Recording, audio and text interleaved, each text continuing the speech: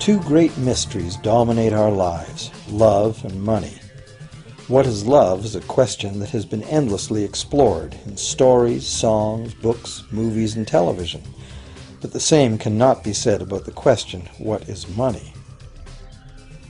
It's not surprising that monetary theory hasn't inspired any blockbuster movies, but it was not even mentioned at the schools most of us attended. For most of us, the question, where does money come from, brings to mind a picture of the mint printing bills and stamping coins. Money, most of us believe, is created by the government. It's true, but only to a point.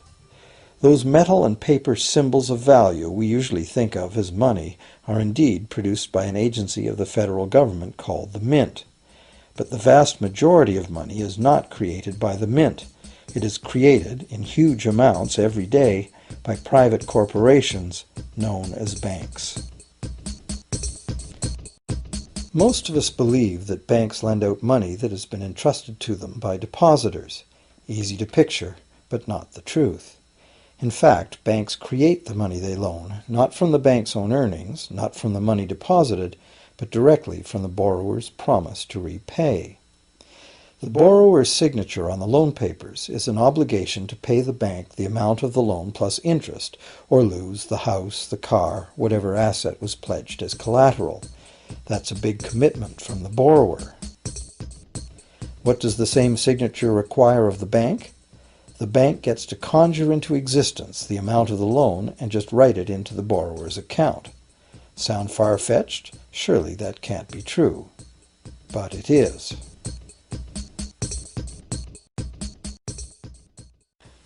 To demonstrate how this miracle of modern banking came about, consider this simple story, the goldsmith's tale.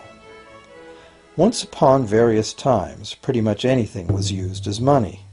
It just had to be portable, and enough people had to have faith that it could later be exchanged for things of real value, like food, clothing, and shelter. Shells, cocoa beans, pretty stones, even feathers have been used as money. Gold and silver were attractive, soft, and easy to work with, so some cultures became expert with these metals. Goldsmiths made trade much easier by casting coins, standardized units of these metals whose weight and purity was certified. Well, to protect his gold, the goldsmith needed a vault, and soon his fellow townsmen were knocking on his door, wanting to rent space to safeguard their own coins and valuables. Before long, the goldsmith was renting every shelf in the vault and earning a small income from his vault rental business. Years went by, and the goldsmith made an astute observation. Depositors rarely came in to remove their actual physical gold, and they never all came in at once. That was because the claim checks the goldsmith had written as receipts for the gold were being traded in the marketplace as if they were the gold itself. This paper money was far more convenient than heavy coins, and amounts could simply be written instead of laboriously counted one by one for each transaction. Meanwhile, the goldsmith had another business. He lent out his gold, charging interest. Well, as convenient claim check money came into acceptance, borrowers began asking for their loans in the form of these claim checks instead of the actual metal. As industry expanded, more and more people asked the goldsmith for loans. This gave the goldsmith an even better idea. He knew that very few of his depositors ever removed their actual gold, so the goldsmith figured he could easily get away with lending out claim checks against his depositors' gold, in addition to his own.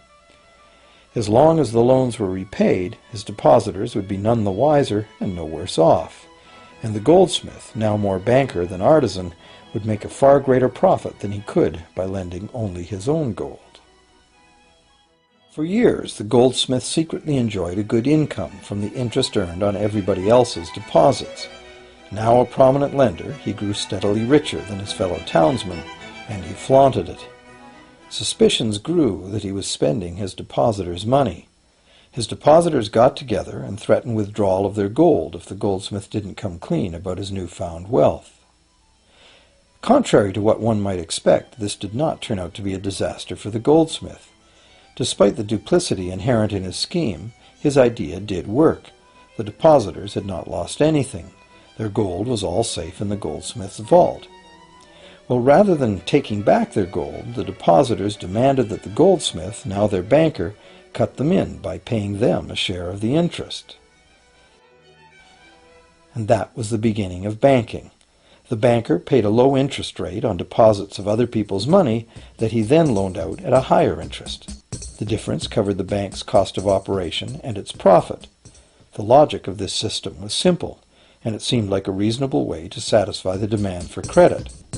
However, this is not the way banking works today.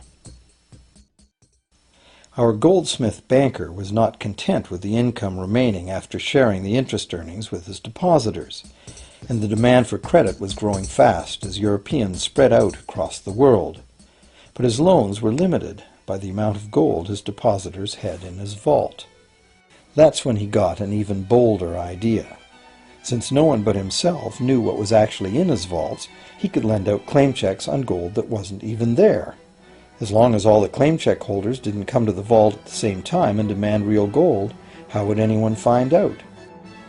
This new scheme worked very well, and the banker became enormously wealthy on the interest paid on gold that did not exist. The idea that the banker would just create money out of nothing was too outrageous to believe, so for a long time the thought did not occur to people. But the power to just invent money went to the banker's head, as you can well imagine. In time, the magnitude of the banker's loans and his ostentatious wealth did trigger suspicions once again. Some borrowers started to demand real gold instead of paper representations. Rumors spread. Suddenly, several wealthy depositors showed up to remove their gold. The game was up. A sea of claim check holders flooded the street outside the closed doors of the bank. Alas, the banker did not have enough gold and silver to redeem all the paper he had put into their hands. This is called a run on the bank, and it is what every banker dreads.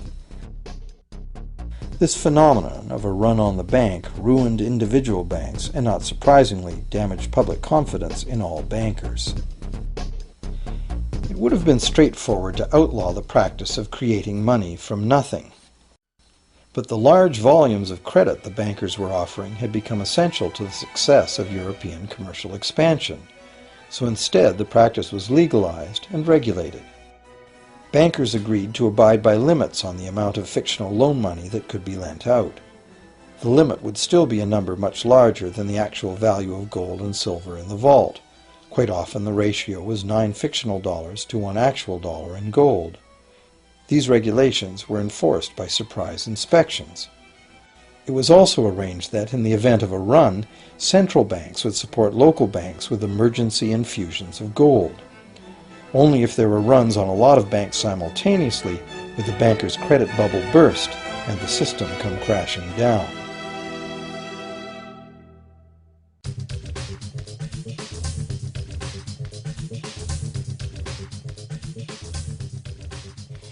Over the years, the fractional reserve system and its integrated network of banks backed by a central bank has become the dominant money system of the world.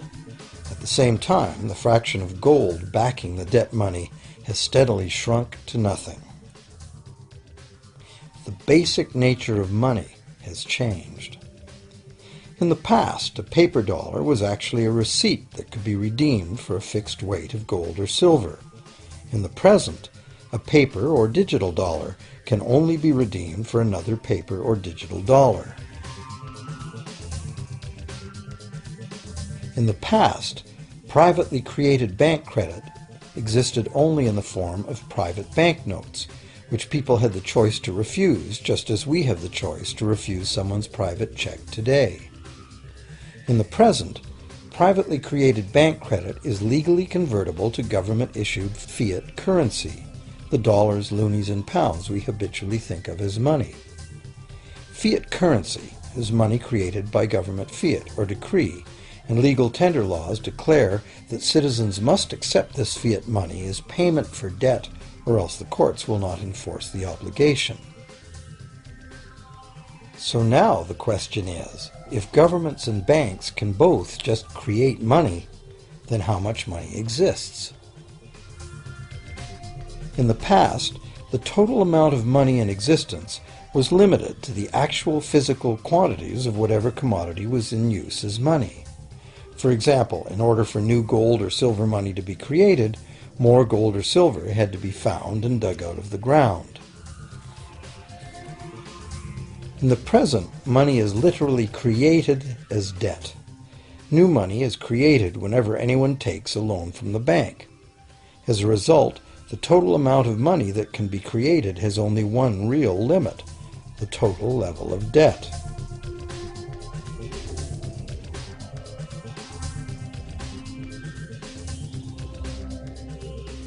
Governments place an additional statutory limit on the creation of new money by enforcing rules known as fractional reserve requirements. Essentially arbitrary, fractional reserve requirements vary from country to country and from time to time. In the past, it was common to require banks to have at least $1 worth of real gold in the vault to back $10 worth of debt money created.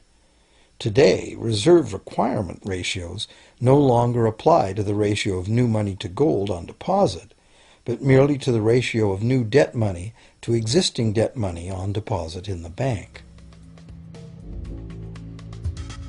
Today, a bank's reserves consist of two things: the amount of government-issued cash or equivalent that the bank has deposited with the central bank, plus the amount of already existing debt money the bank has on deposit. To illustrate this in a simple way, let's imagine that a new bank has just started up and has no depositors yet. However, the bank's investors have made a reserve deposit of $1,111.12 of existing cash money at the central bank.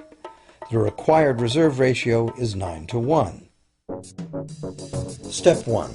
The door is open and the new bank welcomes its first loan customer. He needs $10,000 to buy a car.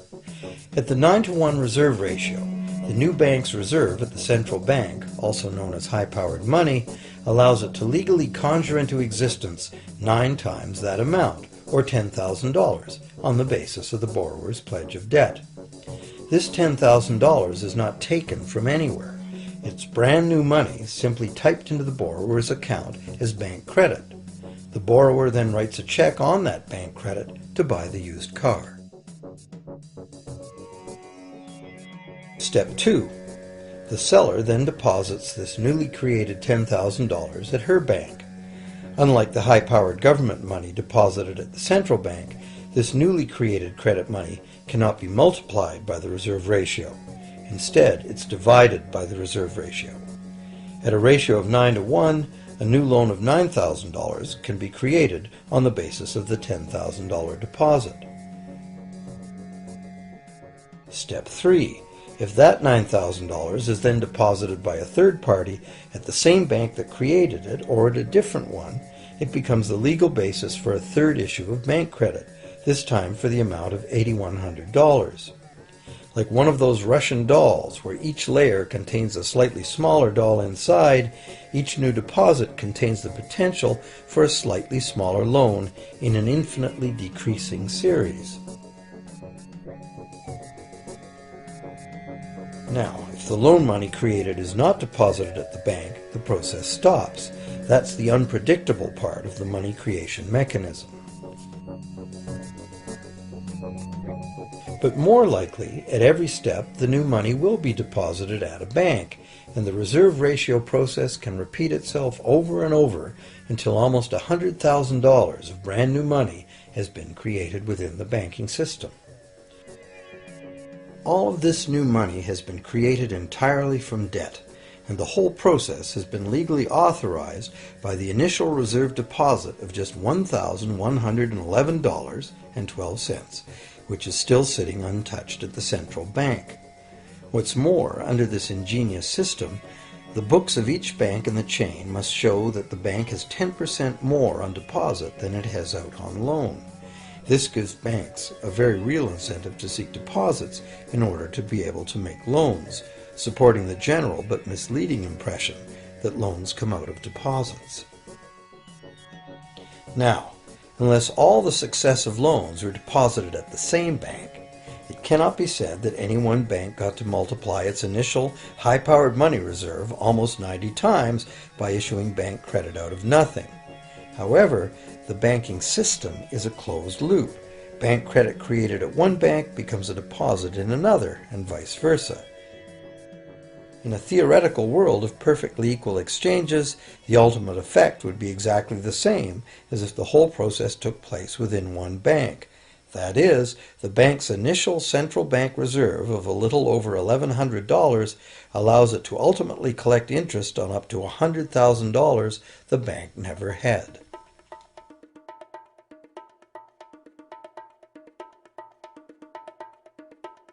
If that sounds ridiculous, try this.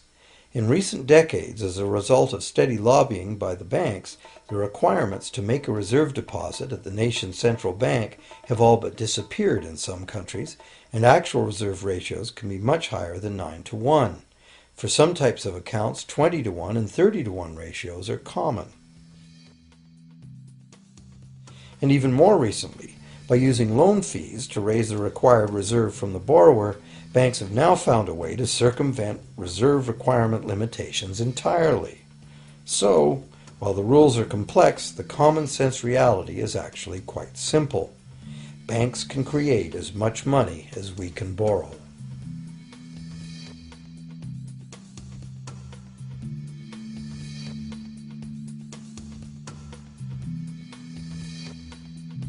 Despite the endlessly presented mint footage, government-created money typically accounts for less than 5% of the money in circulation.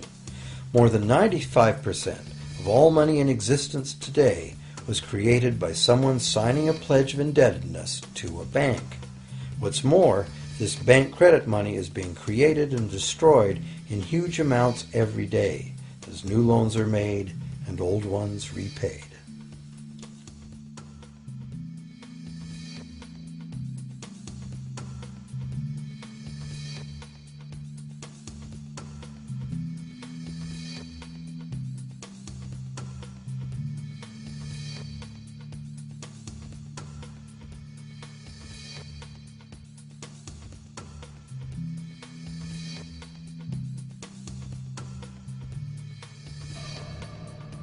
Banks can only practice this money system with the active cooperation of government. First, governments pass legal tender laws to make us use the national fiat currency. Secondly, governments allow private bank credit to be paid out in this government currency. Thirdly, government courts enforce debts. And lastly, governments pass regulations to protect the money system's functionality and credibility with the public, while doing nothing to inform the public about where money really comes from. The simple truth is that when we sign on the dotted line for a so-called loan or mortgage, our signed pledge of payment, backed by the assets we pledge to forfeit should we fail to pay, is the only thing of real value involved in the transaction. To anyone who believes we will honor our pledge, that loan agreement or mortgage is now a portable, exchangeable, and saleable piece of paper. It's an IOU. It represents value and is therefore a form of money. This money the borrower exchanges for the bank's so-called loan.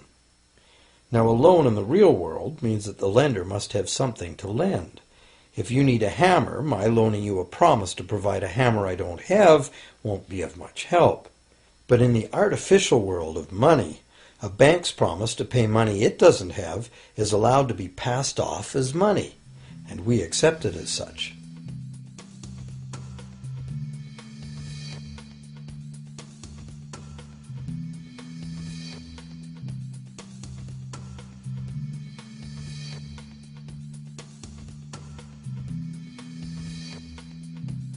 Once the borrower signs the pledge of debt, the bank then balances the transaction by creating, with a few keystrokes on a computer, a matching debt of the bank to the borrower.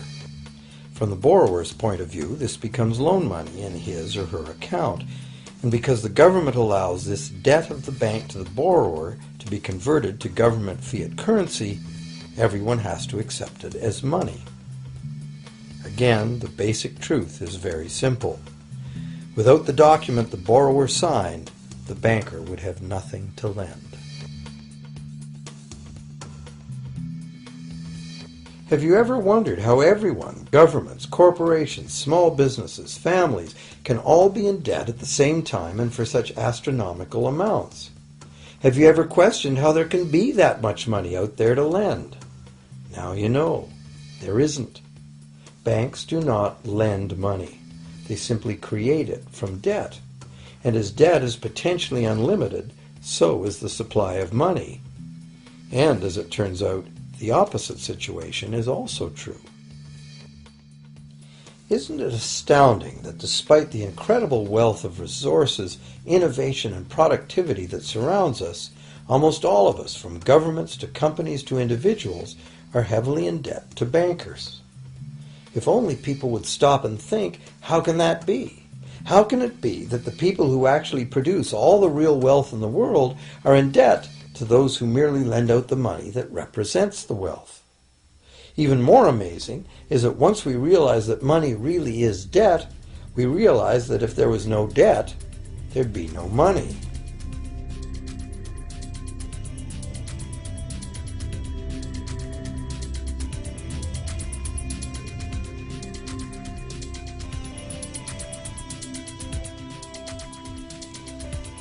If this is news to you, you are not alone. Most people imagine that if all debts were paid off, the state of the economy would improve. It's certainly true on an individual level. Just as we have more money to spend when our loan payments are finished, we think that if everyone were out of debt, there would be more money to spend in general. But the truth is the exact opposite. There would be no money at all. There it is. We are totally dependent on continually renewed bank credit for there to be any money in existence. No loans, no money, which is what happened during the Great Depression. The money supply shrank drastically as the supply of loans dried up.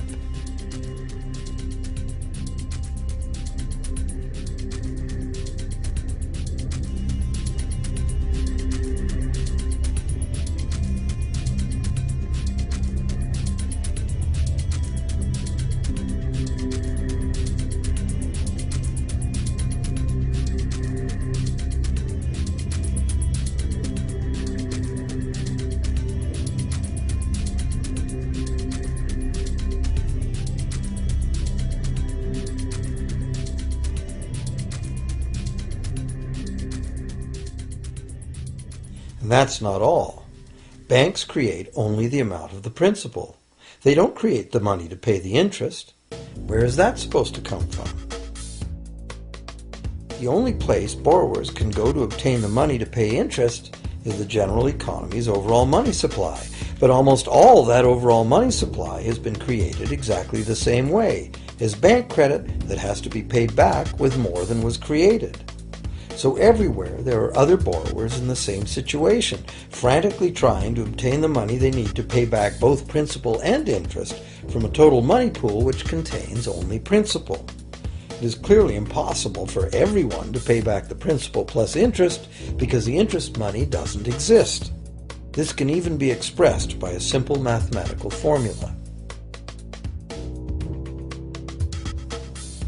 The big problem here is that for long-term loans, such as mortgages and government debt, the total interest far exceeds the principal. So unless a lot of extra money is created to pay the interest, it means a very high proportion of foreclosures and a non-functioning economy. To maintain a functional society, the rate of foreclosure needs to be low. And so, to accomplish this, more and more new debt money has to be created to satisfy today's demands for money to service the previous debt. But of course, this just makes the total debt bigger, and that means more interest must ultimately be paid, resulting in an ever-escalating and inescapable spiral of mounting indebtedness.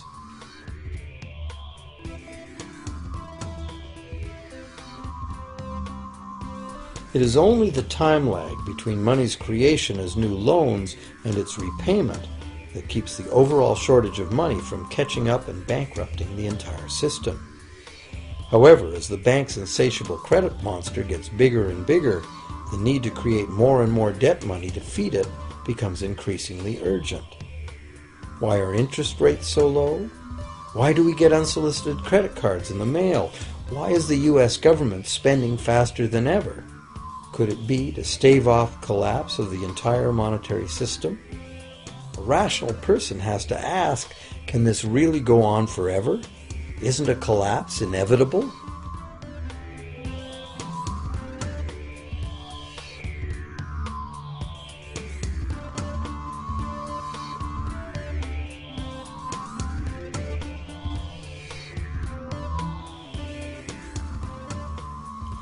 Money facilitates production and trade. As the money supply increases, money just becomes increasingly worthless unless the volume of production and trade in the real world grows by the same amount. Add to this the realization that when we hear that the economy is growing at 3% per year, it sounds like a constant rate, but it's not. This year's 3% represents more real goods and services than last year's 3% because it's 3% of the new total. Instead of a straight line, as is naturally visualized from the words, it is really an exponential curve getting steeper and steeper. The problem, of course, is that perpetual growth of the real economy requires perpetually escalating use of real-world resources and energy. More and more stuff has to go from natural resource to garbage every year, forever, just to keep this system from collapsing.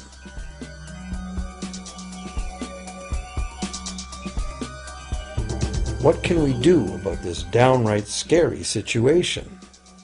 For one thing, we need a very different concept of money. It's time more people ask themselves and their governments 4 simple questions. Around the world, governments borrow money at interest from private banks. Government debt is a major component of total debt, and servicing that debt takes a big chunk of our taxes. Now we know that banks simply create the money they lend, and that governments have given them permission to do this. So the first question is, why do governments choose to borrow money from private banks at interest when government could create all the interest-free money it needs itself? And the second big question is, why create money as debt at all? Why not create money that circulates permanently and doesn't have to be perpetually reborrowed at interest in order to exist? The third question, how can a money system that can only function with perpetually accelerating growth be used to build a sustainable economy? Isn't it logical that perpetually accelerating growth and sustainability are incompatible? And finally, what is it about our current system that makes it totally dependent on perpetual growth? What needs to be changed to allow the creation of a sustainable economy?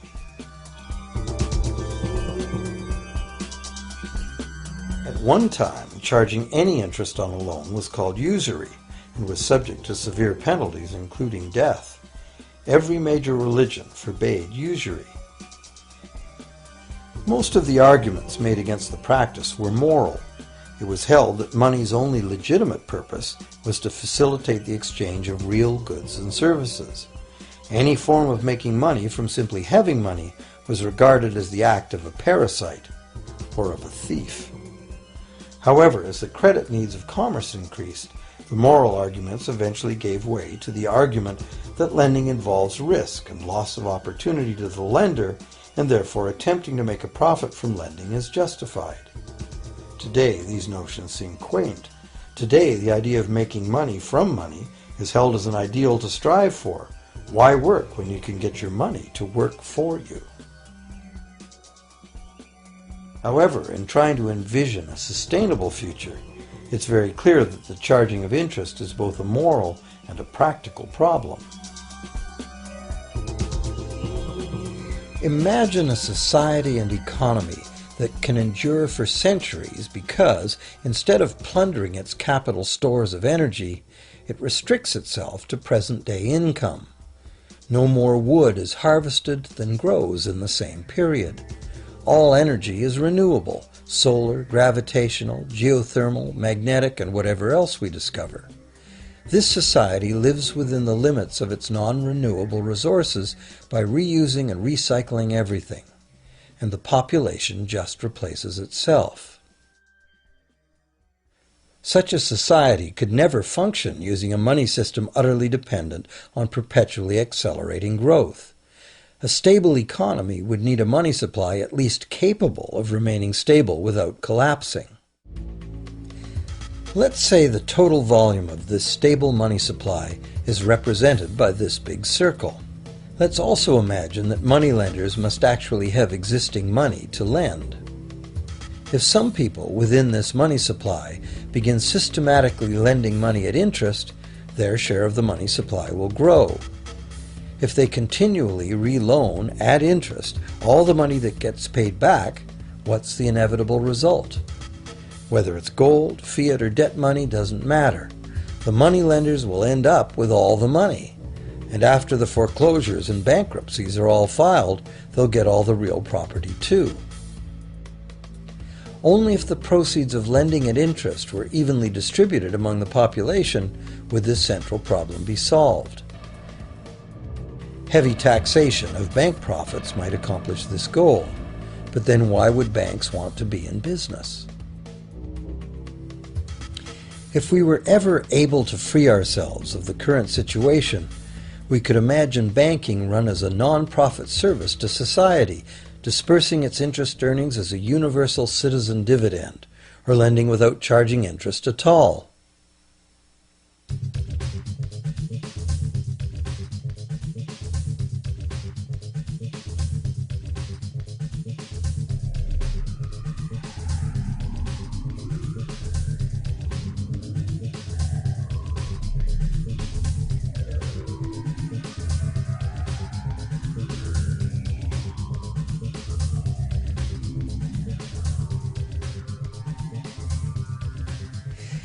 If it is the fundamental nature of the system that causes the problems, tinkering with the system cannot ever solve those problems.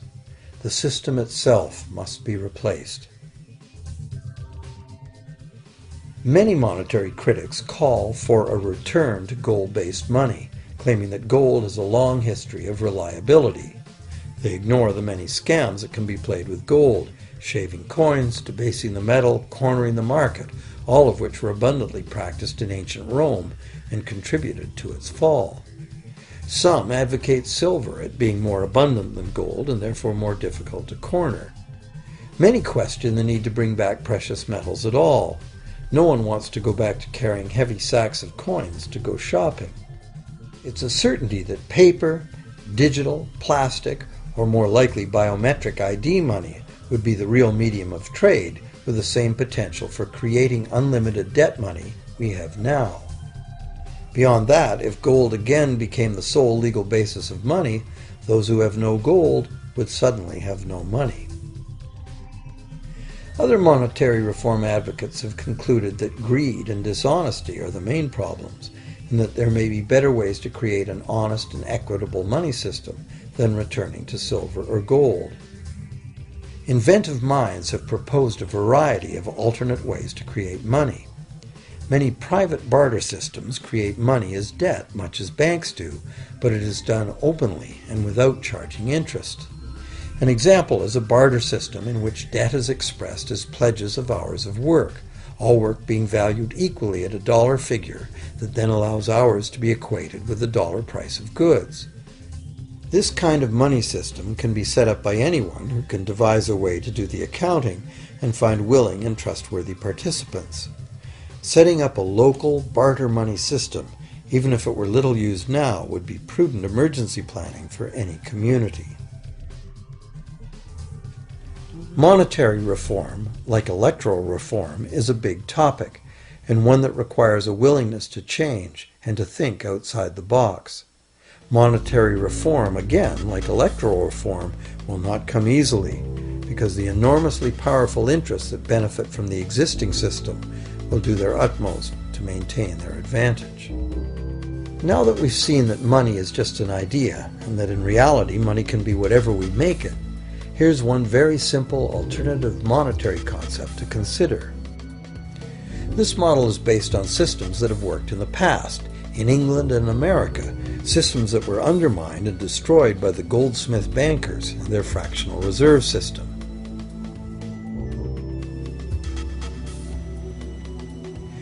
create an economy based on permanent interest-free money, money could simply be created and spent into the economy by the government, preferably on long-lasting infrastructure that facilitates the economy, such as roads, railroads, bridges, harbors, and public markets.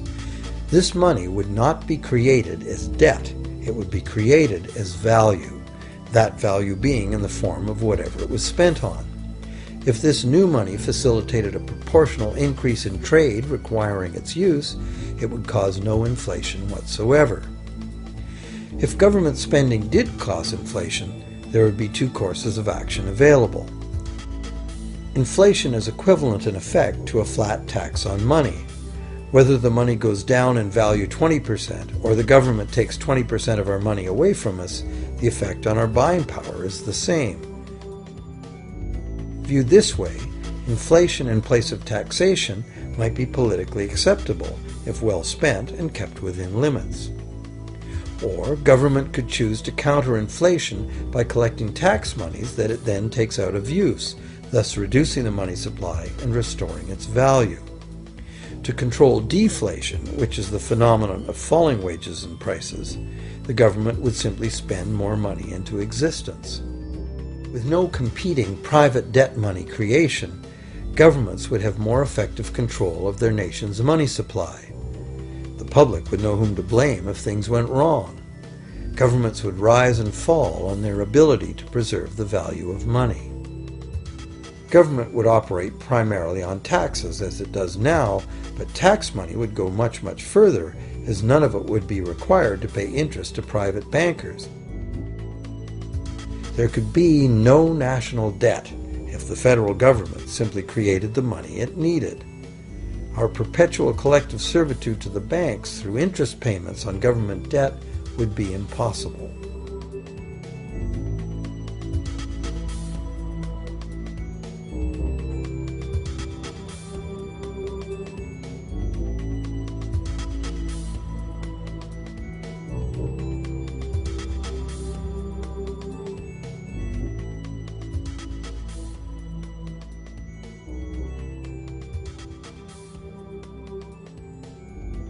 What we have been taught to believe as democracy and freedom has become in reality an ingenious and invisible form of economic dictatorship. As long as our entire society remains utterly dependent on bank credit for its supply of money, bankers will be in the position to make the decisions on who gets the money they need and who doesn't.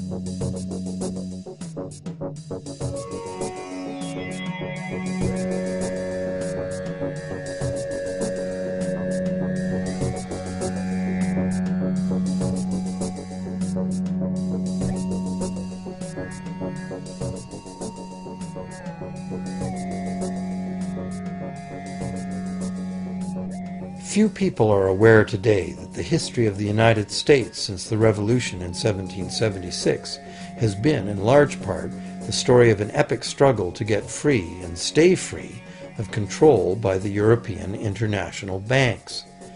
This struggle was finally lost in 1913 when President Woodrow Wilson signed into effect the Federal Reserve Act, putting the international banking cartel in charge of creating America's money.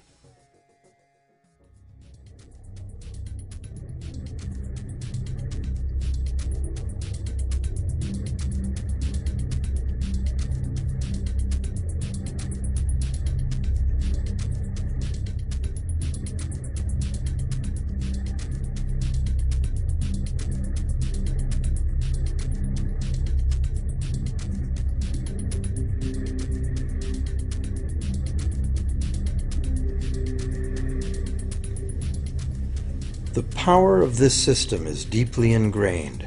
So is the educational and media silence on the subject.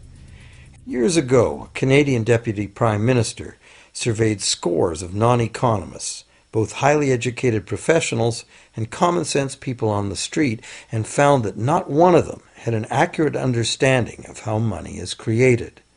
In fact, it's probably safe to say that most people, including the frontline employees of banks, have never given the matter a moment's thought. Have you?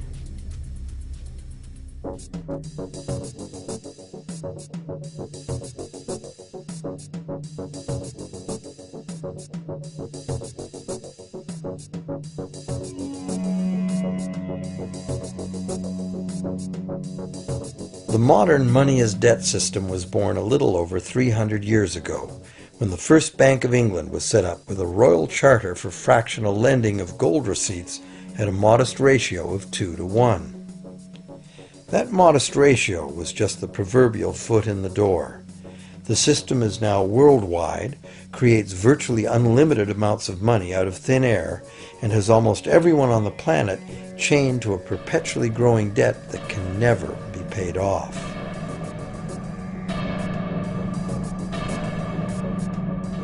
Could it have all happened by accident? Or is it a conspiracy? Obviously, something very big is at stake here.